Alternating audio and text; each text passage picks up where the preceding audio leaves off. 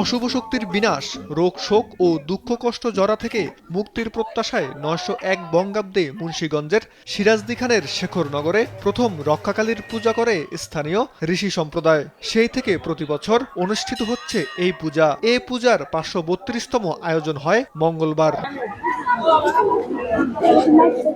রক্ষাকালী পূজাকে কেন্দ্র করে প্রতি বছর লাখো ভক্তের সমাগম ঘটে ইছামতি নদীর তীরে। সাধারণত চৈত্র মাসের অমাবস্যা তিথির কাছাকাছি সময়ে অনুষ্ঠিত হয় ঐতিহ্যবাহী এই পূজা। হাজারো ভক্ত বিপদ আপদ থেকে মুক্তি লাভের আশায় মানত করে পাঠা বলিদান করেন। এই পূজায় বাংলাদেশ ছাড়াও ভক্ত সমাগম হয় ভারত, শ্রীলঙ্কা ও নেপাল থেকে। প্রতি বছরই এই মায়ের ডাকে এখানে আসি। মা এখানে খুব জাগ্রত।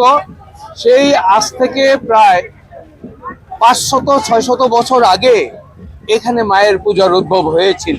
এখানে এসে মায়ের কাছে প্রার্থনা করি সমগ্র মানব সমাজের যেন কল্যাণ হয়, মানব কুলের শান্তি এবং সুস্থতা বজায় থাকে, সেই জন্য এই রক্ষাকালী পূজা হয়ে থাকে মায়ের আদেশে।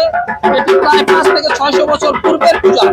পূজা উপলক্ষে প্রতি বছরের মতো এবারও বসেছে গ্রামীণ মেলা, যেখানে বিভিন্ন খাবার, শিশুদের খেলনা ও প্রসাধনীর পসরা সাজিয়ে বসেছেন দোকানিরা।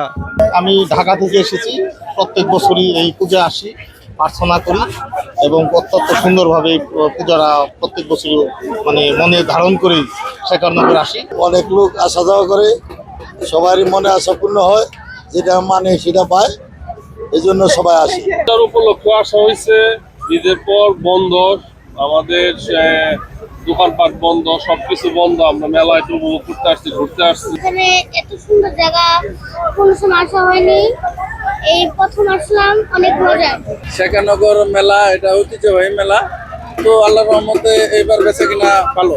পূজায় লাখো মানুষের সমাগম নির্বিঘ্ন করতে নানা উদ্যোগের কথা জানিয়েছেন মুন্সিগঞ্জ পুলিশ সুপার। অংশগ্রহণকারী প্রত্যেকটি মানুষ যাতে নিরাপদে তার বাড়িতে ফিরে যেতে পারে, সেই জন্য আমাদের নজরদারি অব্যাহত আছে, যাতে কোথাও আইন শৃঙ্খলার অবনতি না হয়, যাতে কোনো অনাকাঙ্ক্ষিত পরিস্থিতির সৃষ্টি না হয়, পকেটমার, ছিনতাই, চুরি, ডাকাতি বা মাদকের কোনো বিস্তার না হয়। মূল পূজা শেষ হয়ে গেলেও গ্রামীণ মেলা পূজার অন্যান্য আচার আনুষ্ঠানিকতা চলবে সপ্তাহব্যাপী। সীমান্ত বর্ধন, নিউজ ডেস্ক, দেশ টিভি।